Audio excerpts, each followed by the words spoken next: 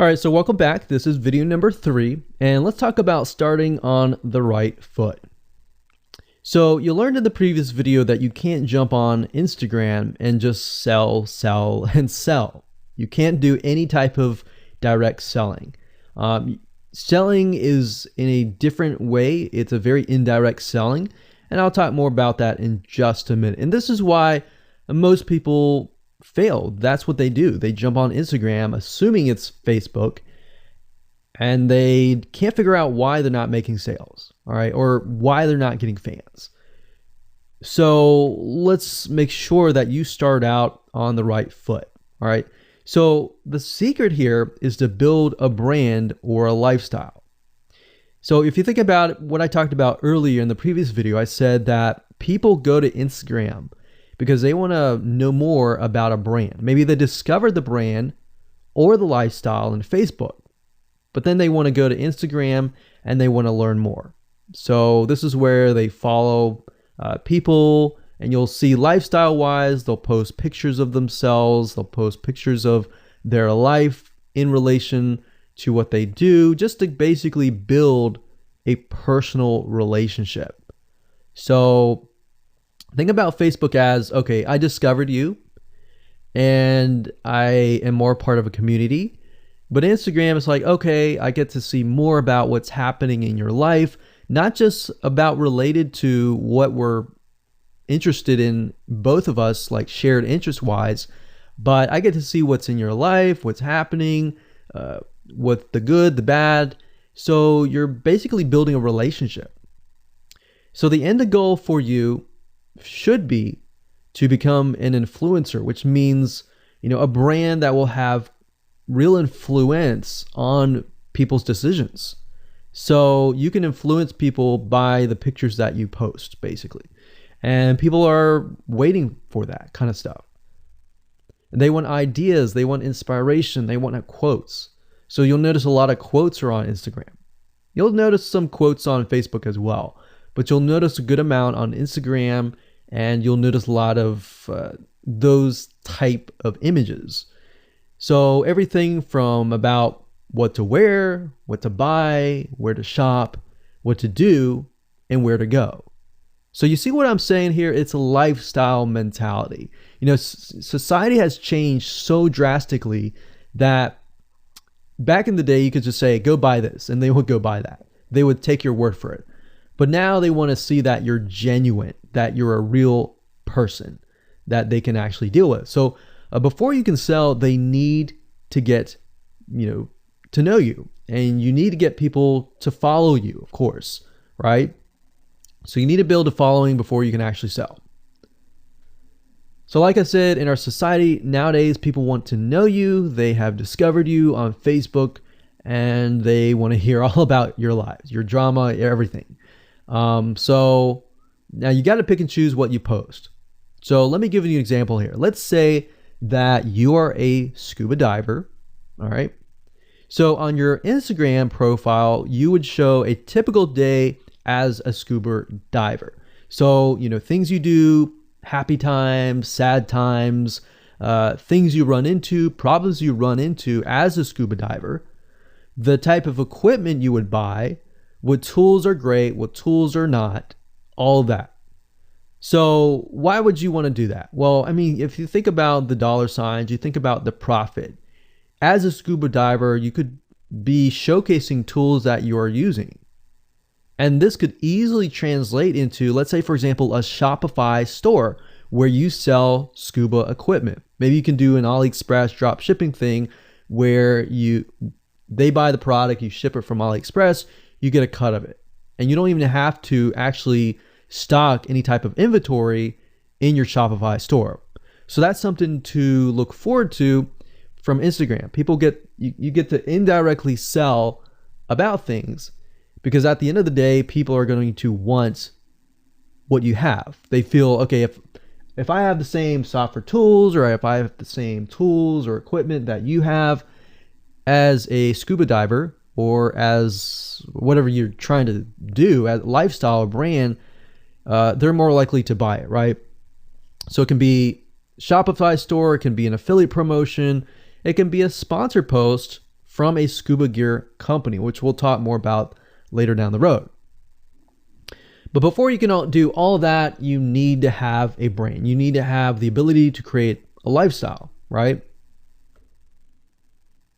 So now let's move on to video number 4, and let's talk about how to build a brand and how to build a lifestyle and do it all properly. Okay, welcome back. This is video number 4, and let's talk about how to build a brand or a lifestyle. So now that you understand why you need to inspire people by building a brand attached to a lifestyle, let's discuss how you can actually do this in the real world. All right.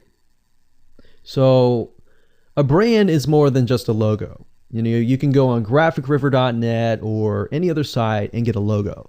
That's not a brand. All right. I want you to understand that, because I feel like a lot of people get confused. They feel like, okay, I'm going to get a logo, I'm going to get a website, I'm going to set it up, and that's it. It's more than that. All right. So I want to make sure that we get in the right mindset. You're going to be able to succeed in all of that.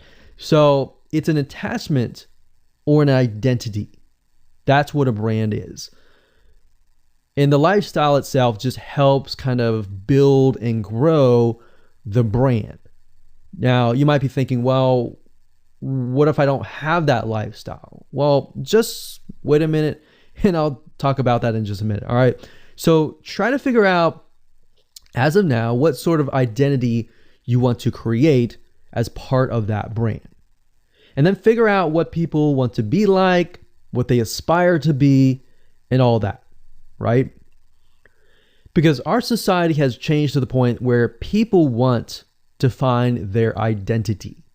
If they can find their identity inside of your brand, or even if it's just a little piece, they are more likely to feel attached to your brand. And then they're more likely to follow you. They're more likely to buy from you because they feel like they found a piece of their identity through you, and you help them do that. So obviously, as a brand, you want to help them find that piece of their identity. You want to help them in the long run. If they can feel that you're genuine, they're more likely to follow you, right?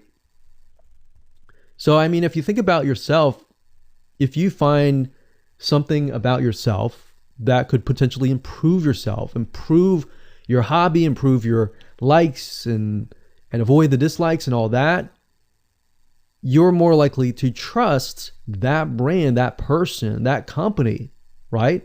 So same kind of concept here. They want to find and buy things that express who they are. So if you can help them do that via the lifestyle, via the brand, then you're going to be able to close a lot of sales on Instagram. So in our last example, as a scuba diver, what we can do is you might want to attract, let's say, newbie scuba divers or expert scuba divers. So these are very, very, very different audiences. But it's crucial to know that ahead of time, because expert scuba divers might want a certain thing. And then, of course, newbie scuba divers might want a certain thing as well. So in other words, knowing who your audience is very, very important. So think of your own business, what you're trying to sell, and build a lifestyle around that. And think about, what you're wearing, what you buy, the software tools you're buying, the physical goods you're buying, the ebooks, the educational material that you're buying. Just think of everything as part of that lifestyle. All right. So what this allows you to do is it really allows you to expand potentially your profit margins. So instead of selling just one thing, you could be selling many different things that surround that particular product. Now, once you've gotten to this point, then it's time to think of a logo. All right. And you can easily get this off of graphicriver.net, or you can go to upwork.com. That's upwork.com.